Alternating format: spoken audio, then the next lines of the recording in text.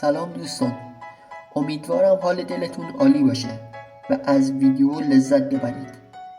امروز میخواهیم درباره تاریخچه به وجود اومدن یوتیوب با شما صحبت کنیم. قبل از اون لطفا کانال جرقه رو لایک و سابسکرایب کنید و کلید زنگوله رو روی حالت آل بگذارید تا پست های جدید کانال برای شما همیشه در دسترس باشد. یوتیوب در سال 2005 توسط 3 کارمند سابق پیپل یعنی چاد هیلی، استیو چن و جاوید کریم با هدف به اشتراک گذاری آسان ویدیوهای ضبط شده در یک مهمانی شام شکل گرفت.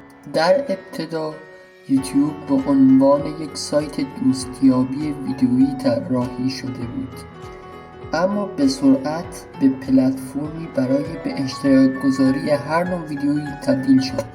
اولین ویدیویی که در یوتیوب بارگذاری شد با عنوان من در باغ وحش بود که توسط جاوید کریم این کلیپ 19 ثانیه‌ای که درباره خرطوم فیل‌ها توضیح میداد بود و این فیلم در آوریل 2005 منتشر شد و در حال حاضر 110 میلیون بازدید دارد.